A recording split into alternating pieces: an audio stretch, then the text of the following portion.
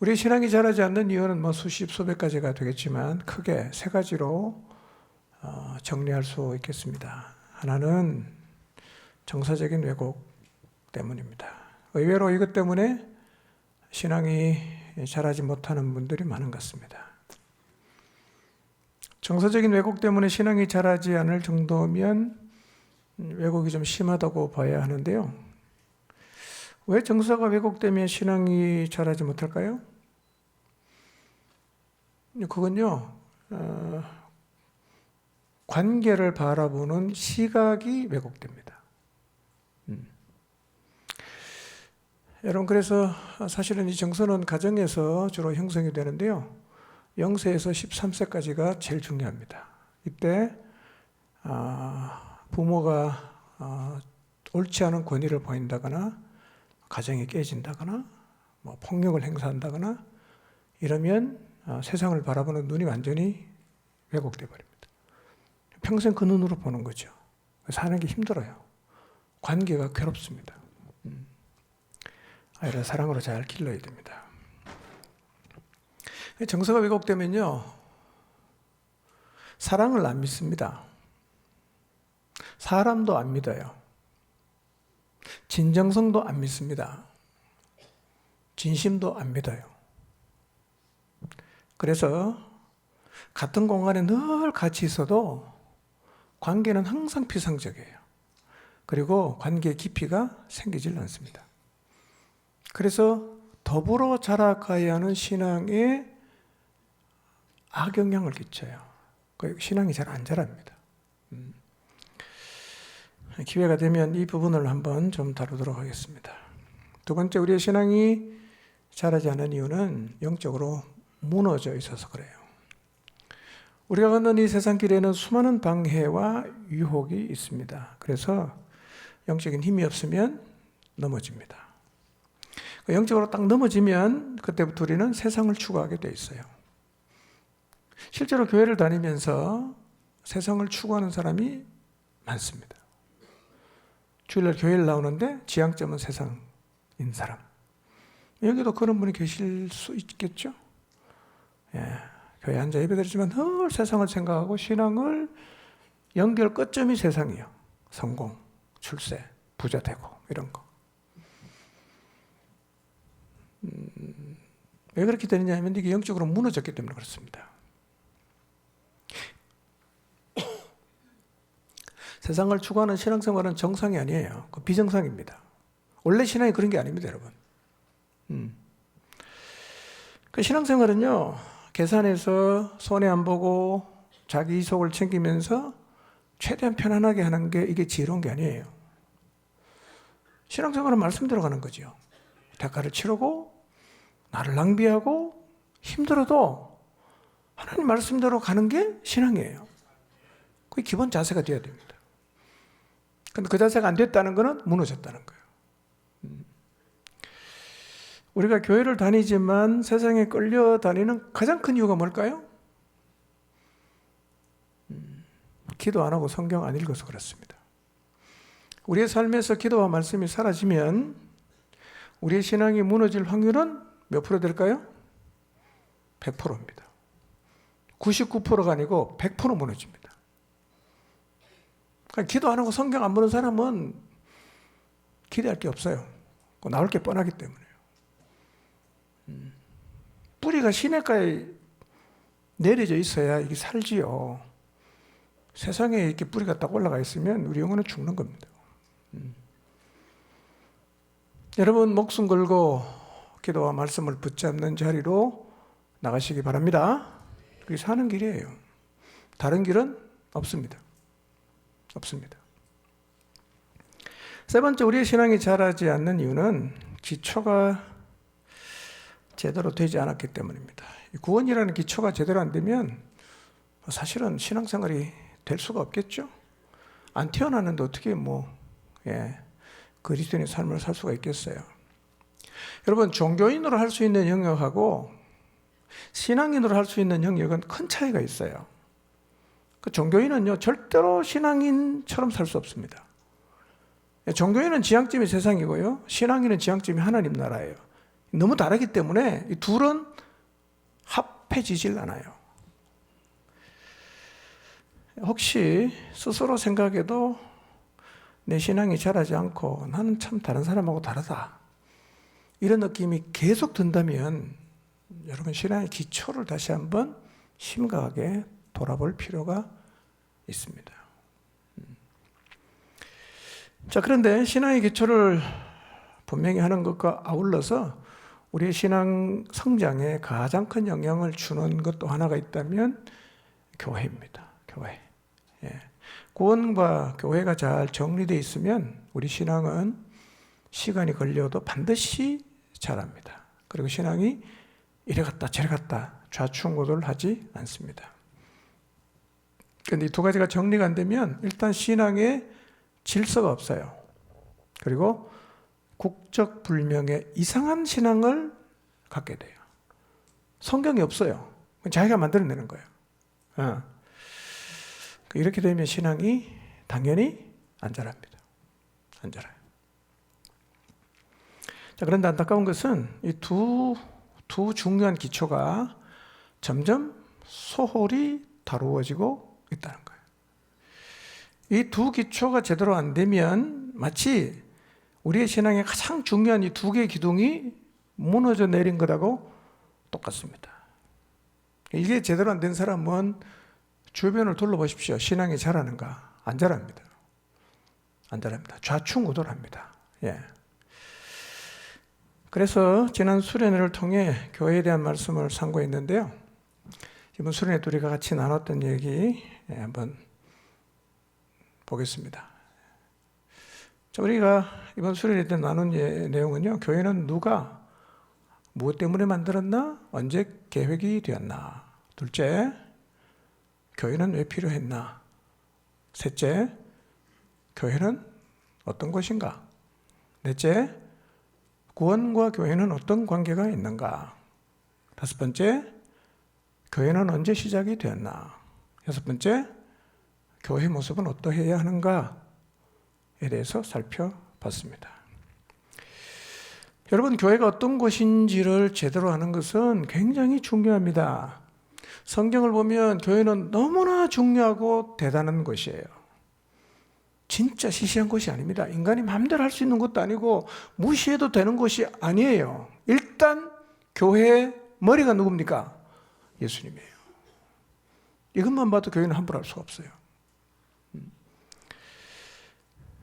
그래서 사실은 교회가 세워지는 것은 굉장히 중요합니다. 이 교회가 세워져야 이 땅에서 하나님의 계획을 이룰 수 있기 때문입니다. 그 성도는 일단 교회를 세워가는 일을 해야 됩니다. 교회를 세워가는 일에 헌신하는 것은 어떤 단체에 헌신하는 게 아니고요, 하나님의 계획과 뜻을 이루는 일에 헌신한 것입니다. 그래서 하나님의 계획과 뜻을 이루는 일에 내 인생을 드렸다. 이거는요, 하나님의 영광을 위해 창조된 인간의 최고의 삶이에요. 그 이상의 삶이 없어요. 하나님이 계획한 일을 내가 이루기 위해서 인생을 던졌다. 예, 정말 가치 있는 일에 인생 던진 거 아니겠어요?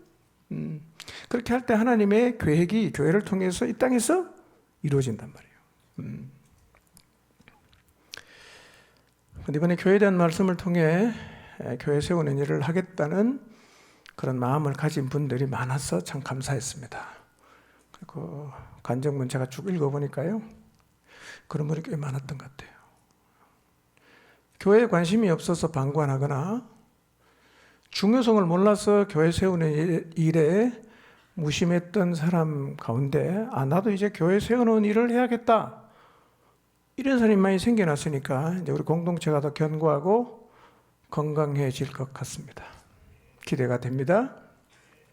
자, 이제 우리의 힘을 모아 후중침이라는 주님의 몸을 또 견고히 세워가야 할 텐데,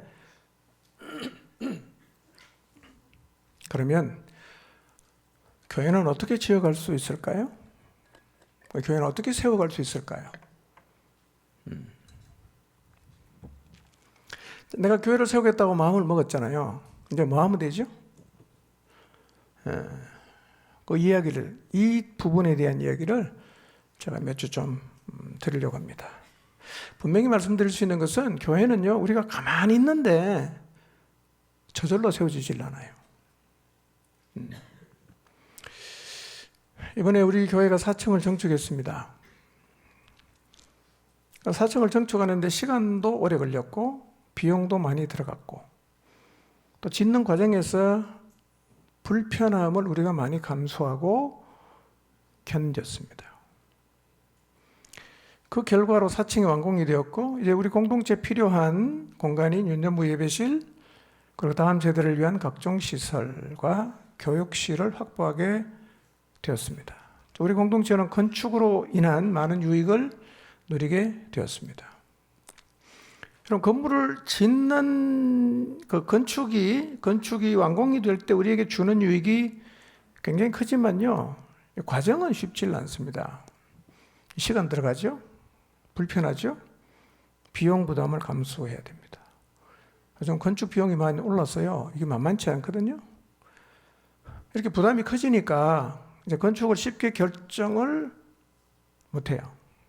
고민을 많이 합니다. 그래서 건축을 미루거나 포기하기도 합니다.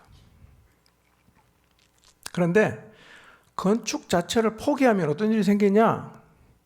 경제적 부담이 없어요. 불편한 거 감당 안 해도 괜찮아요. 하나 문제는 뭐냐면 공간의 부족은 늘 감수해야 됩니다. 근데 이런 부담을 감당하고 건물을 짓고 나면 많은 유익을 얻게 되고 지경도 굉장히 넓혀지는데요.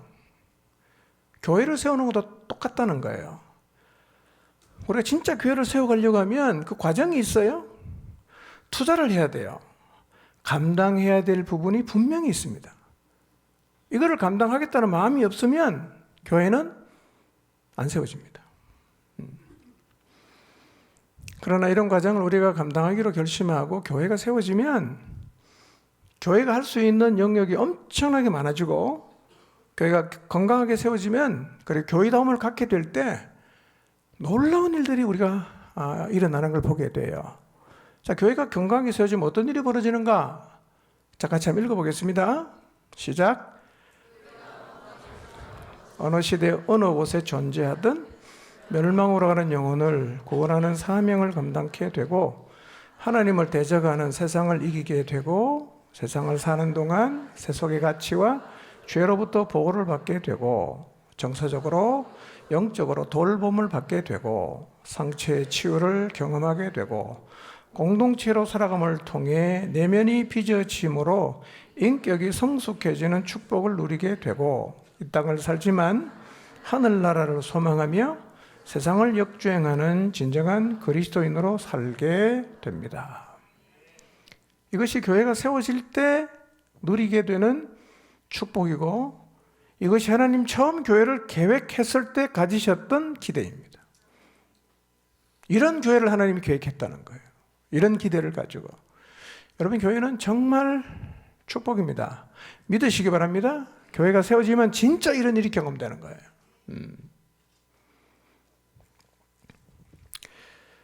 저는 우리 모두가 교회 세우는 일에 함께해서 교회를 통해 점점 놀라운 일을 경험하게 되기를 바랍니다.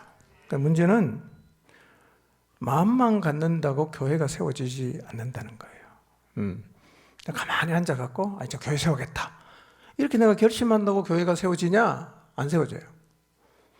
네. 어떻게 하면 세울 수 있냐? 여러분, 교회를 세우려고 하면요, 일단 기본적으로 교회를 세우는 과정에서의 불편함과 부담을 감수하겠다는 마음을 가져야 돼요. 여러분, 교회를 세우는 과정에서 불편한 일이 뭘까요? 교회를 세우는 과정에서 우리가 져야 하는 부담은 뭘까요? 많이 있겠지만 좀 정리해서 말씀드리면 첫째로는 교회를 세워갈 때 어떤 일을 경험하느냐면 사탄의 방해를 경험해요. 사탄이 엄청 방해합니다. 사탄이 여기 와 있을까요?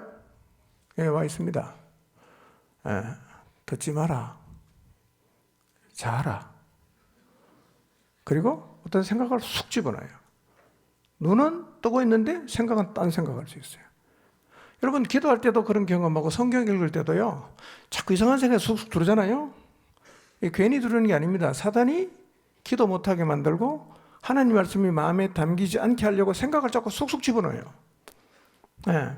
그런데 공동체 안에서는 이 사단의 방해가 일어나면요, 이 관계가 막 흐트러지는 거예요. 이가 나고 마음을 흔들고 오해하게 만들고 관계가 복잡해집니다. 이럴 때 우리가 쉽게 가질 수 있는 마음이 뭐죠? 고만하고 싶다, 이거예요. 고만하고 싶다. 더 이상 엮이고 싶지 않다. 예. 이러면 교회는 안 세워집니다. 왜냐하면 이런 일은 이 땅에 사는 동안 계속되는 거예요. 어떻게 해야 되죠? 이거를 극복하고 싸워서 이기겠다고 결심하고 나가야지, 조금 힘들다고 나 안 해, 나 안 할 거야, 이러면 교회는 안 세워진다는 거예요. 그러니까 교회를 세운다는 말은 사단이 흔들어 놔도 절대로 포기하지 않고 내가 맞짱 떠서 이기고 간다, 이런 결단을 해야 된다는 거예요. 이런 부담을 져야 된다는 거예요. 제일 쉬운 게 뭐예요? 안 해, 이거예요. 가버리면 제일 쉽죠. 교회 안 세워집니다. 교회 세우는 게 쉽지 않은 이유는 뒤에 가서도 제가 간단히 말씀드리겠지만요, 쉽지 않아요. 우리 다 살아 움직이기 때문에 이게 참 어렵습니다, 여러분.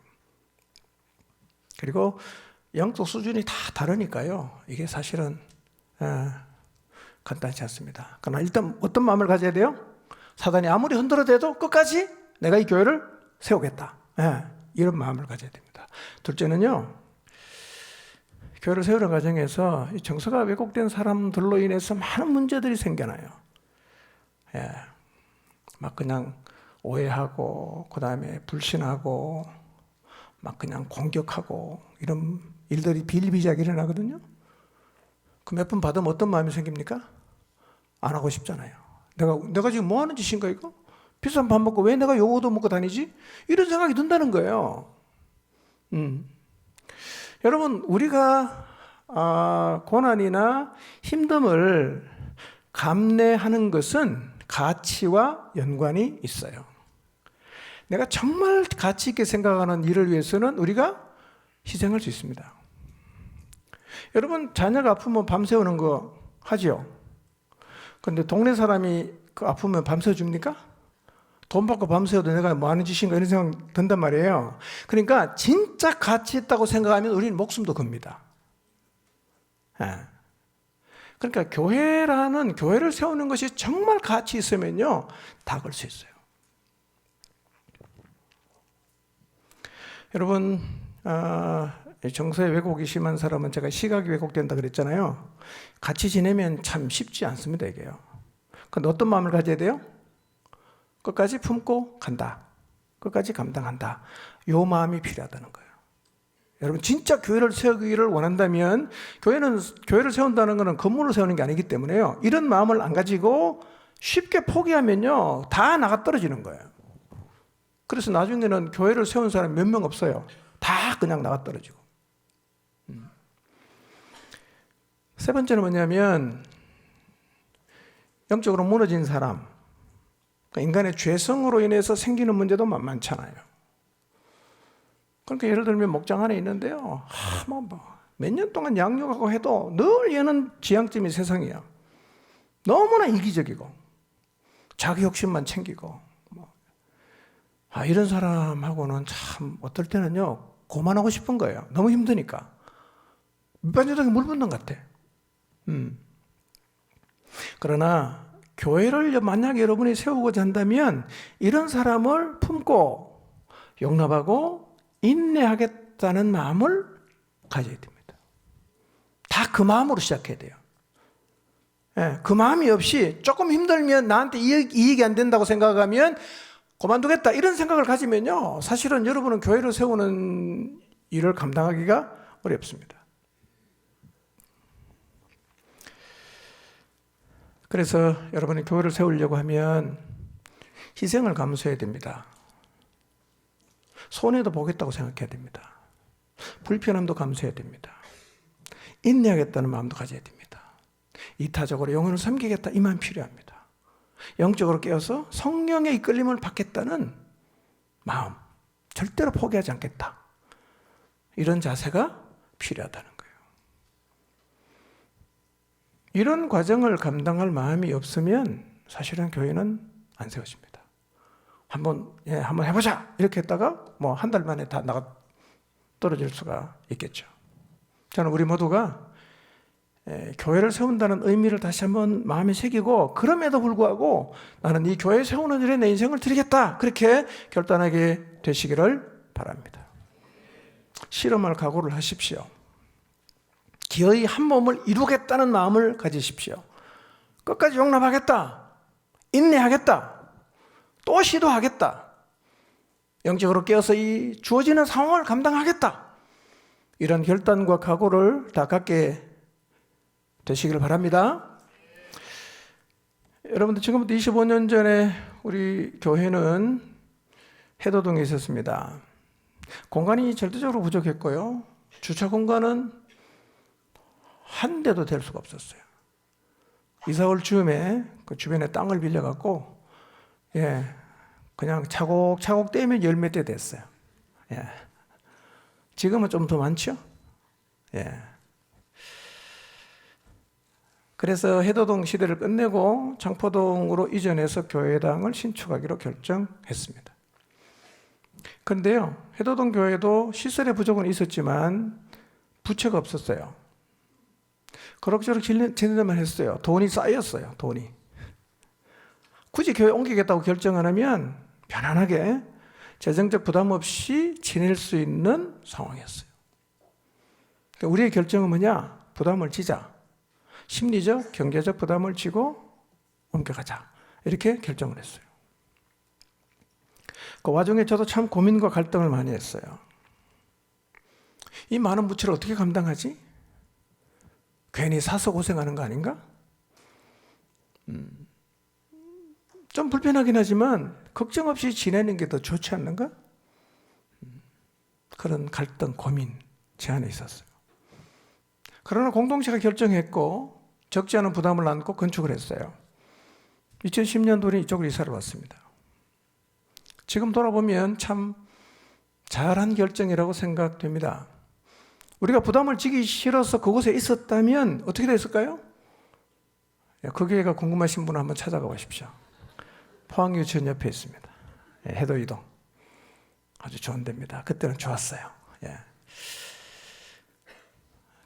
그냥 있었으면 지경이 안 넓혀졌을 것이고요, 아마 지금처럼 다른 교회를 섬기는 일도 힘차게 못했을 수 있고요, 시설의 부족 때문에 영혼을 더 담지 못했을 것입니다. 지금 돌아보면 우리 관계가 뭐냐? 그냥 순종했어요. 근데 건축 예정은 진짜 하나님이 하셨어요. 결정했습니다. 부담 감당하고 가자. 우리 지금 여기 와 있어요. 저는 교회를 세우는 일도 이와 같다고 생각합니다. 나 혼자 편하게 살고 싶다, 아무 간섭도 안 받고 걸리적거리는 거 없이 혼자만 잘 살고 싶다, 뭐 그렇게 신앙생활 할 수도 있겠지만요, 교회를 세우겠다고 우리가 결정할 수 있어요. 근데 교회를 세우겠다고 결정을 하면 뭘 감당해야 됩니까? 감당해야 될 부분들을 내가 감당하겠다고 결단을 해야 돼요. 여러분, 엮여서 하나 만들어 가려고 하면요, 쉽지 않죠? 불편합니다. 진짜 오래 참아야 돼요. 품기 힘든 영혼을 품어야 될 수도 있어요. 마음이 힘들 수도 있어요. 그러나 이렇게 다 지고 가겠다 결정을 하면 교회를 세워갈 수가 있습니다. 교회는 집을 짓는 거하고 똑같아요. 뒷짐지고 있으면, 우리 다 뒷짐지고 있으면 교회는 안 지어집니다. 우리가 해도동에 있을 때 많은 부담을 각오하고 이전 신축을 결정했던 것처럼 우리 주님의 몸인 이 교회를 세워가기 위해서 다시 부담을 감당하고 교회를 세우겠다, 이렇게 결정하게 되기를 바랍니다.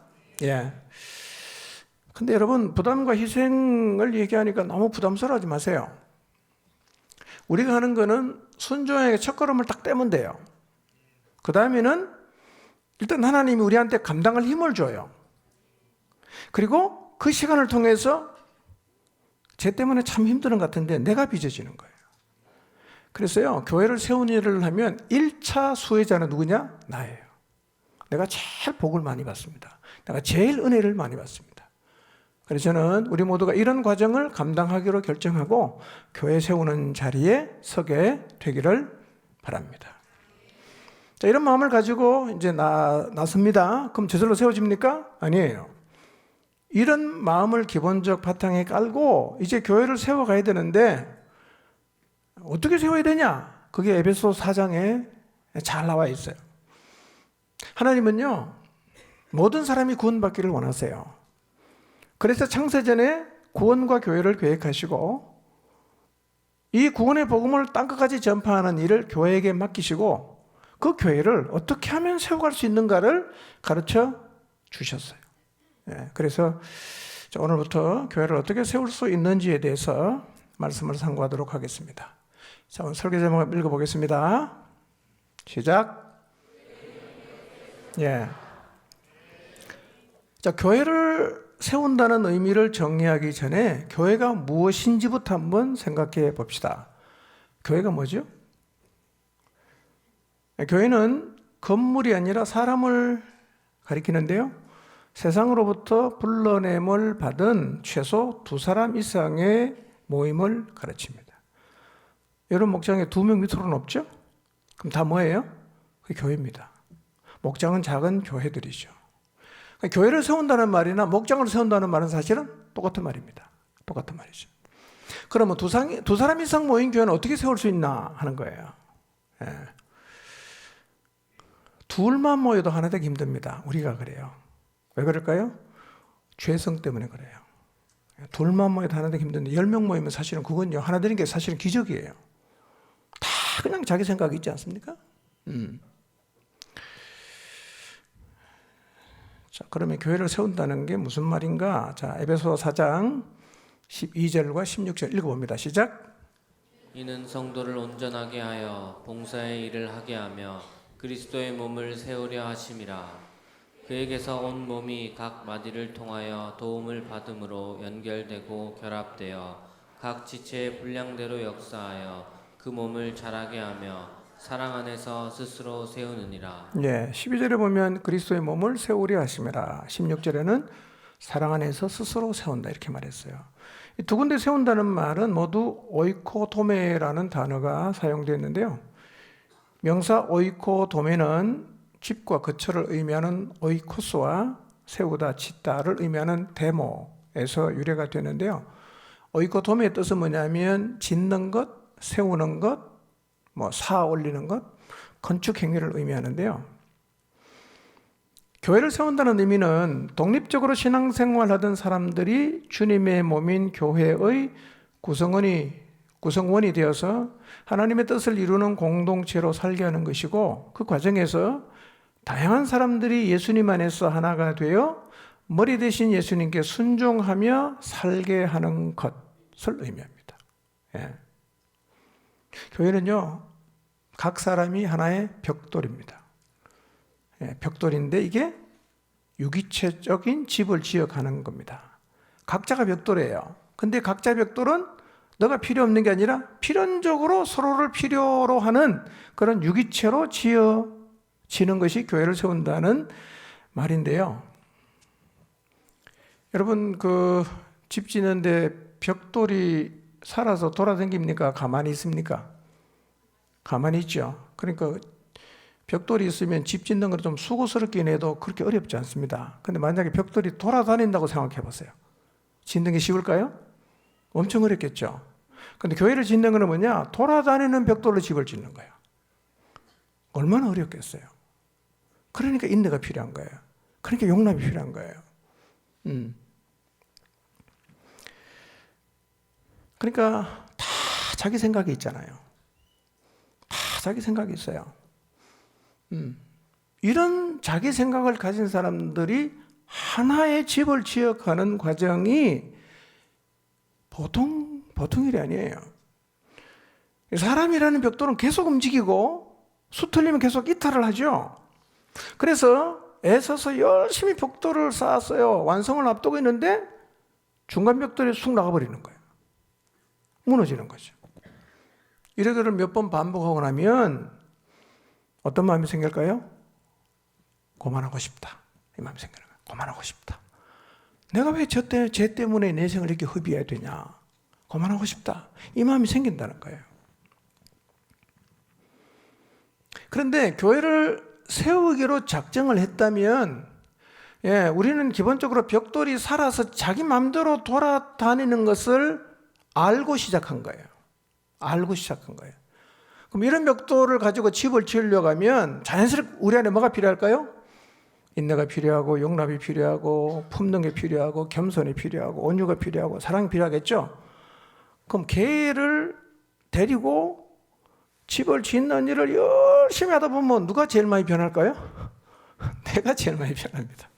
내가 진짜 훌륭해지는 거예요. 옛날에는 저런 인간 보면 상정도 안 했는데요. 이제는 하여튼 뭐 계속 내가 당하면서도 품어주고 기다리고 또 시작하고 또 시작하는데요. 여러분, 그게 엄청 훌륭한 거예요, 그게요. 제일 안 훌륭한 게 뭔지 아세요? 손 탁 들고 나가는 거예요. 그게 훌륭한 겁니까? 손 들고 나가는 거 훌륭한 게 아니에요. 그건 누구나 할 수 있습니다. 언제든지 할 수 있어요. 그러나 그런 영혼 붙잡고 쩔쩔매는 듯 기다리고 기도하고 참아주고 끝까지 가는 게 이게 진짜 저력입니다, 여러분. 그게 진짜 힘이란 말이에요.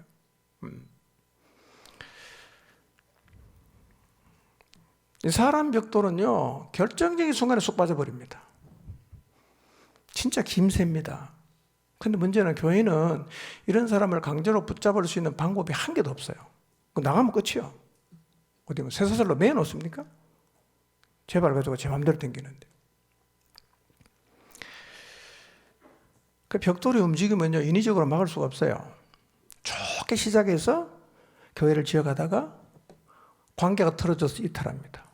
오해해서 이탈해요. 마음이 상해서 이탈해요. 영적으로 무너져서 이탈합니다. 근데 여러분, 그럼에도 불구하고 예수님을 믿는 게 분명하고 교회를 세우겠다고 결심한 사람이 많아지면 양상이 달라져요. 왜냐하면 이런 마음을 가진 사람이 많아지면 관계가 틀어져도 견뎌요. 오해가 생겨도 견뎌요. 마음이 상하는 일이 생겨도 그 자리 끝까지 지켜요. 그리고 영적으로 잘 안 무너지기 때문에요, 비교적 교회가 안정적으로 세워집니다. 여러분, 교회를 세우기 위해서는요, 마음대로 다니는 벽돌과의 씨름은 필수적입니다. 우리 다 그거 붙잡고 씨름하고 있지 않아요?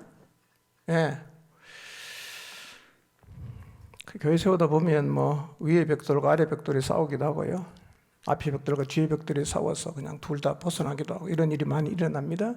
목장에서 그런 경험 다 해보셨을 거예요. 조심스럽게 쌓아가고 있는데 갑자기 벽돌이 쑥 나가버리는 거죠. 옆에 있는 목들이 마음에 안 든다고 밀어내기도 하고, 네가 안 나가면 내가 나가겠다 이러고 덤벼들면요, 어떻게 해야 되죠? 네가 안 나가면 내가 나간다. 누구 나가라 그래야 돼요? 둘 다 나가라 그래야 됩니까?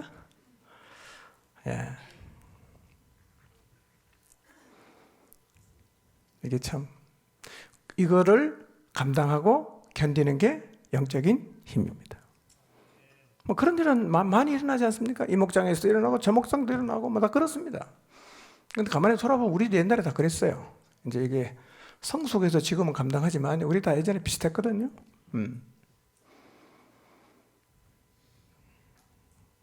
뭐 자리 이탈한 사람이 또 회개하고 돌아오기도 하고, 어떤 경우에는요, 이 잘못 올려가다가 쑥 빠져갔고요, 이거 뭐 무너뜨릴 수도 없고 어떻게 할 수 없는 어정쩡한 상태로 멈춰있는 경우도 있어요. 여러분, 신앙의 진짜 내공이 뭐냐면요, 어정쩡한 상태를 감당하는 거예요. 진짜 어렵습니다, 여러분. 우리는 뭘 원하냐? 깨끗한 걸 원하잖아요. 그냥 갈로 확 잘라갖고 기면기고 아니면 이거 원하잖아요. 근데 살다 보면요, 어정쩡한 상태가 되게 많아요. 그거를 감당하는 게 내공입니다. 여러분, 뭔지 깨끗하게 하려고 하면요, 어떻게 해야 되죠? 예를 들면 내가 걔를 욕했다는 거예요. 난 한 적이 없어. 누가 그랬는데? 불러와. 사음자 대면하자. 이러면 교회는 박살나는 거예요. 견디고 가야 되는 게 많아요. 그냥 넘어가는 게 많아야 됩니다. 그래서 이게 무너진 상태도 아니고 세워지는 상태도 아닌 어정쩡한 상태, 어정쩡한 관계 있을 수 있습니다. 그거를 너무 깨끗하게 정리하려고 하지 말고요. 그대로 가는 것을 배우시기 바랍니다. 어정쩡한 대로 가는 거예요. 가다 보면 또 하나님이 잘 해결해 주십니다. 예.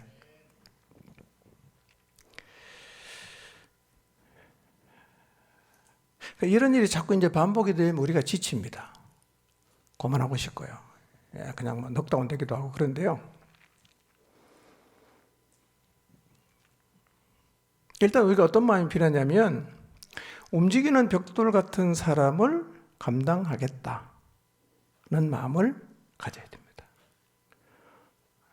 자, 이 시간 여러분 모두 한번 그런 마음을 가져보시기 바랍니다.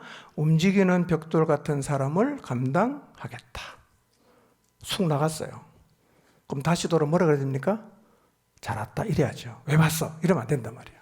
다시 와. 할 수 있어. 또 나갔어. 또 왔어. 어떻게 하면 되죠? 환영해야지. 같이 가야 되니까. 예. 이게 사실은 굉장한 영적인 힘이에요. 예. 3세판이다? 3번 나가면 끝이다? 그거 그러지 마시고 3세판 아니요. 뭐 이런 번씩 7번까지 하라고 했는데 이러는 과정을 감당하려는 자세를 가져야 교회가 세워지는 거예요. 이렇게 교회가 세워지면 그 엄청난 일이 일어나는 거예요. 사단은요, 이런 일을 이제 겪으면 우리 속에 와서 야, 그만해라, 포기해라, 쟤는 안 돼, 뭐 이런 얘기 계속하지 않겠어요? 끝까지 가는 거예요. 하나님 관두라고 할 때까지.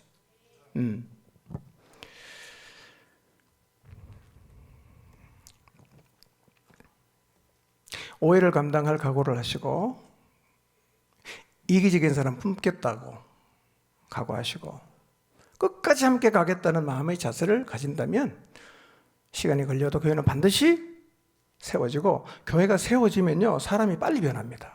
이전보다는요 빨리 변합니다. 왜냐하면 모델이 계속 생겨나니까요.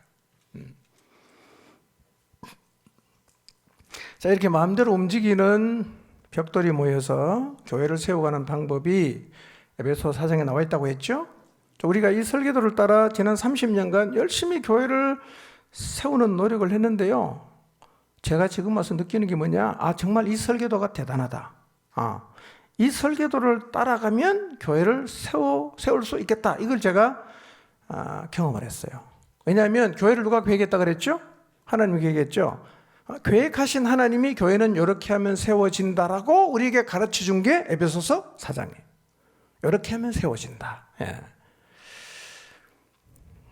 자, 오늘은 서론만 하고요. 다음 주부터 이제 그 얘기를 제가 여러분하고 나누겠습니다. 자, 4장 1절 서론을 한번 살펴보겠습니다. 1절 읽습니다. 시작. 그러므로 주 안에서 갇힌 내가 너희를 권하노니 너희가 부르심을 받은 일에 합당하게 행하여. 자, 감옥에 있는 바울이 에베소 교인들에게 말합니다. 너희가 부르심을 받은 일에 합당하게 행하라. 이렇게 말해요. 부르심을 받은 일에 합당하게 행하라. 그러면 부르심을 받은 일에 합당하게 행하는 게 뭔가? 자, 1, 2, 3절 다시 읽어봅시다. 시작. 그러므로 주 안에 갇힌 내가 너희를 권하노니 너희가 부르심을 받은 일에 합당하게 행하여 모든 겸손과 온유로 하고 오래 참음으로 사랑 가운데서 서로 용납하고 평안에 매는 줄로 성령이 하나 되게 하신 것을 힘써 지키라. 자, 1, 2, 3절의 문맥을 잘 보십시오. 1절에 주 안에서 갇힌 내가 너희를 권하노니 너희가 부르심을 받은 일에 합당하게 행하라 그랬죠. 합당하게 행하라. 내용을 2절부터 말했죠. 그게 뭐죠? 모든 겸손과 온유로 하고 오래 참음으로 사랑 가운데 서로 용납하고 평안에 매는 줄로 성령이 하나 되게 하신 것을 힘써 지키라 그랬죠. 예, 성령이 하나 되게 하신 것을 힘써 지키라. 이게 뭐냐면 교회를 세우는 방법이에요. 하나됨을 힘써 지키는 것이 교회를 세우는 방법이고 교회를 세운다는 의미예요. 교회 세우려면 뭘 해야 됩니까? 하나됨을 힘써 지키는 일을 해야 된다는 거예요. 그러니까 이 얘기는 제가 다음 주에 하고요. 그러니까 교회 세우는 일을 하는 것이 부름을 받은 일에 합당하게 행하는 거죠. 그렇죠? 이런 얘기입니다. 부름을 받은 사람은 어디 속해야 된다? 교회에 속해서 뭐 해야 된다? 교회를 세워야 된다는 거예요. 이게 부르심을 받은 일에 합당하게 행한다는 말의 의미입니다. 마음대로 움직이고 다니지만 그래도 교회는 세워집니다. 세워지는데요. 사실 이런 거예요. 인간적으로 생각해 보면 교회는 세워지기 어려워요. 그런데 실제로 해보면 교회는 세워집니다. 왜 그럴까요? 사실 우리는요, 하나님 말씀에 순종해서 시작만 하면 그걸 끌고 가는 분이 누굽니까? 성령이 끌고 가요. 이걸 경험해야 됩니다. 1부터 100까지 다 내 힘으로 하는 건 아니에요. 우리는 순종하면 그분이 우리가 연약하다는 걸 아시지 않겠어요? 그분이 다 도와줍니다. 가르쳐 줍니다. 인도해 주시는 거예요. 그래서 우리는 우리 힘으로 할 수 없는데 그거 와 있는 거예요. 그걸 경험하는 겁니다. 교회는 그렇게 세워지거든요. 근데 이제 교회를 세우는 가장 기본 베이스를 우리가 좀 생각해 봐야 되는데 3절을 한번 보겠습니다. 3절 시작. 평안에 매는 줄로 성령이 하나 되게 하신 것을 힘써 지키라. 예, 자 교회는요 누가 끌고 갑니까? 성령이 끌고 갑니다. 이걸 기억해야 됩니다. 포종팀 누가 끌고 갑니까? 성령이. 여러분의 목장 누가 끌고 갑니까? 성령이 끌고 갑니다. 인도만 받으면 되는 거예요. 문제는 뭐냐? 인도를 못 받는 게 문제입니다. 그러면 이제는 뭐 산으로 가고 바다로 가고 절벽으로 가고 그렇게 되는 거예요. 예. 여러분 예루살렘 교회도 성령이 인도하지 않았습니까? 안디옥 교회도 성령이 인도하지 않았습니까? 예. 그래서 교회를 세움에 있어서 가장 중요한 것은요, 부름을 받은 모두가 성령 충만한 자리에 서는 거예요. 성령 인도를 받는 거예요. 여러분 기억하십시오. 교회 세우는 일은요, 우리 의지와 결심을 할 수 없어요. 교회 세우는 게 중요하구나. 오늘부터 나는 교회 세우는 일을 한다라고 결심해도 성령 충만을 입지 않으면 이걸 못합니다. 왜 못하느냐? 이유가 있어요. 우리가 성령의 이끌림을 받지 못할 때 무엇이 나를 끌고 가느냐 하면 육체의 욕망이 끌고 가게 돼 있어요. 이게 이쪽이 아니면 이쪽이야. 그러니까 성령 충만을 입지 못하는 사람은 육체의 소욕이 충만해진단 말이에요. 그걸 따라가게 돼 있어요. 근데 이거를 따라가면 하나는 절대로 안 돼요. 왜냐하면 자 갈라디아서 5장 17절에서 21절 봅시다. 육체의 갈망을 따를 때 맺히는 열매가 이런 거기 때문에. 자 읽어봅니다. 시작. 육체의 소욕은 성령을 거스르고 성령은 육체를 거스르나니 이 둘이 서로 대적하므로 너희가 원하는 것을 하지 못하게 하려 함이니라. 너희가 만일 성령의 인도하시는 바가 되면 율법 아래 있지 아니하리라. 육체의 일은 분명하니 곧 음행과 더러운 것과 호색과 우상 숭배와 주술과 원수 맺는 것과 분쟁과 시기와 분냄과 당 짓는 것과 분열함과 이단과 투기와 술 취함과 방탕함과 또 그와 같은 것들이라. 전에 너희에게 경계한 것 같이 경계하노니 이런 일을 하는 자들은 하나님 나라를 유업으로 받지 못할 것이요. 17절을 보십시오. 이렇게 말하죠. 육체의 소욕과 성령의 소욕은 같이 못 갑니다. 이게 살면 이거는 죽고 이게 살면 이거는 죽어요. 서로 거스른단 말이에요. 그러면 우리가 성령의 인도를 못 받으면 뭐가 나를 끌고 갈까요? 육체의 소욕, 갈망이 끌고 간단 말이에요. 그러니까 성령의 인도를 못 받는 사람은 육체의 갈망을 따라가게 돼 있는데 육체의 갈망을 따를 때 맺히는 열매 중에 관계와 연관된 걸 몇 개를 보면 이거예요. 육체는 정오와 적의와 적대감을 자꾸 갖게 합니다. 그게 원수 맺는다는 말이 의미해요. 그 다음에 우리는 자꾸 육체의 갈망은 분쟁하고 다투고 그 다음에 시기하고 그 다음에 분노하고 경노를 하고 그 다음에 분리하고 싶은 마음이 우리한테 자꾸 있단 말이야.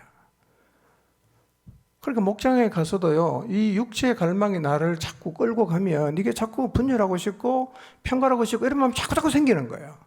그러니까 육체의 소욕을 따라가면 교회가 세워집니까? 교회가 깨집니까? 깨집니다. 그러니까 성령 인도를 안 받으면 사실은 교회는 규칙을 지켜서 세워지는 게 아니에요. 사실은 큰 어떤 설계도 기둥은 얘기를 했지만 성령의 인도를 받아야 이게 가능하죠. 이거는 아무리 설계도를 갖고 있어도요, 우리 힘으로는 살아낼 수가 없단 말이에요. 예. 성령의 인도를 받아야 되는데요. 일단 여러분 안에 성령님이 계신다는 사실을 좀 인식하시길 바랍니다. 부를 필요가 없어. 이미 와 계신단 말이에요. 이걸 늘 생각하세요. 내 안에 지금 그분 계세요. 그분하고 대화할 수 있어요. 왜냐하면 인격자이기 때문에 그분은요. 대화할 수 있고 물을 수 있고 그분이 말하면 들을 수 있고 그런 거예요. 늘 성령님 내 안에 계신다는 사실을 기억하세요. 제가 수련회 때 말씀드렸죠. 성령께서 우리에게 주시는 것 중에 가장 중요한 게 뭐냐면 믿음을 주는 거예요. 성령이 믿음을 주거든요. 여러분 하나님을 믿어야 되고 하나님의 모든 말씀을 진짜 믿어야 돼요. 이 믿음은요 성령이 준단 말이에요. 그래서 성령 충만하면 믿음 충만하기 때문에 하나님 말씀에 인생을 다 던지고 갈 수가 있게 되는 거예요. 여러분 안에 성령이 계십니다. 인식하십시오. 성령적인 믿음을 주십시오. 성령적인 믿음을 주십시오. 하나님 말씀에 대한 흔들리지 않는 믿음을 주십시오. 계속 우리가 기도를 해야 돼요. 그래서 성경을 보면 하나님의 역사를 이룬 사람들은 공통적으로 나타나는 게 뭐냐? 성령 충만을 입었어요. 공통적입니다. 자, 한두 구절만 찾아봅시다. 누가복음 1장 41절입니다. 시작. 엘리사벳이 마리아의 무난함을 들음에 아이가 복중에서 뛰노는지라. 엘리사벳이 성령의 충만함을 받아. 자, 하나님의 구원 역사를 이루는 일에 사용되어 있던 두 여인이 엘리사벳과 마리아죠. 이 두 여인은 공통적으로 어떤 현상을 갖고 있었냐면 성령으로 충만했어요. 자, 그 다음에 성령이 오신 가장 중요한 이유는 뭐냐면 교회를 인도하기 위해서 오셨어요. 그렇죠? 교회를 인도하기 위해서. 사도행전 2장 4절 한번 보겠습니다. 사도행전 2장 4절 시작.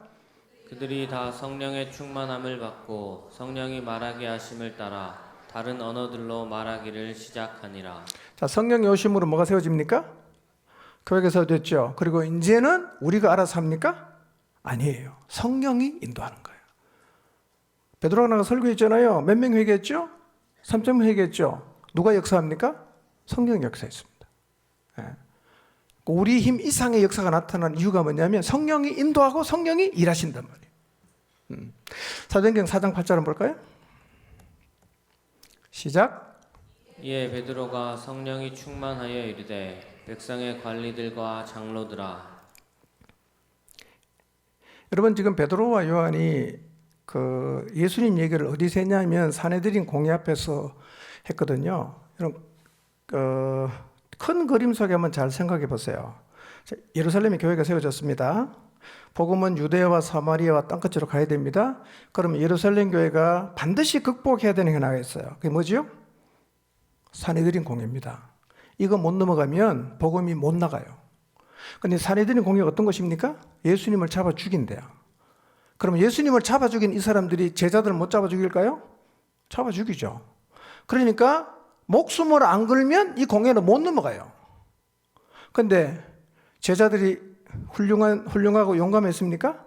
예수님 잡혔을 때 다 도망갔잖아.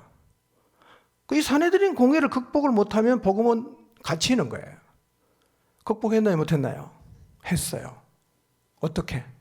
성령 충만이에요. 산헤드린 공회랑 붙었어요. 핍하고 났지만 복음은 쫙 퍼져나가는 거예요. 여러분도 사실은 가만히 생각해 보면 여러분의 가정을 복음하는데 산헤드린 공회 같은 게 있단 말이에요. 그 사람 때문에 말을 못하는 거예요. 그 사람이 죽을 때까지 기다려야 돼요. 그게 뭡니까? 우리가 넘어가야 하는 산헤드린 공회인데 그거를 못 넘어가면 복음은 그냥 갇히는 거예요. 누가 넘게 합니까? 성령이 넘게 하는 거예요. 성령 충만하니까요. 태산도 넘어갔다는 거예요. 여러분 성령 충만하면 길이 열리고 성령 충만하면 인도하고 태산도 넘어간단 말이에요. 저는 여러분 각자의 그 자리에서 넘어가야 되는 산헤드린 공회가 뭔지를 생각해 보십시오. 이번 연휴 때 가시면 그 한계를 성령 충만해서 뛰어넘게 되시기를 바랍니다. 그거 넘어가야 복음이 퍼지는 거예요. 그냥 다 갇혀있는 사람 너무 많지 않습니까? 어떻게 넘어가냐? 성령 충만이에요. 우리 안에 계신 성령님은 날마다 인식하시고 그분과 교제하시고 그분에게 물으시고 그분의 대답을 들으시고 그분은 우리를 진리 가운데로 인도하세요. 성령의 인도는요, 우리를 막 가기 싫은 거 강제로 막 끌고 가는 게 아닙니다. 진리의 말씀에 대한 확신을 줘갖고 우리 스스로 그 길을 가게 만든단 말이에요. 그 일을 누가 합니까? 성령이 하는 거예요. 이게 바탕에 안 깔려 있으면 교회는 안 세워진단 말이에요. 성령의 역사가 없으면요, 이 죄성을 가진 인간이 모인 도는 늘 뭐 전쟁터고 싸움터가 될 수밖에 없어요. 교회 세울 결심을 하시기 바랍니다. 영원전에 계획된 교회를 세워서 교회의 영광을 보기를 소망하십시오. 교회를 세워가겠다라는 결심 속에 포함된 의미 제가 말씀드렸는데요. 감당하기로 결단하시기를 바랍니다. 이런 결단을 가지고 나가면 반드시 교회는 세워질 것입니다. 더 중요한 건 하나, 뭐죠? 성령의 역사, 성령의 충만함, 성령의 인도를 받아야 됩니다. 지금 여러분 안에 계신 성령께서 여러분을, 우리 교회를, 여러분의 목장을 이끄신다는 사실을 믿으시고 그분과의 교제 가운데 살아서 그분의 이끌림을 받아 주님의 몸된 교회를 세우는 일꾼으로 살아가시기를 주님의 이름으로 축원합니다.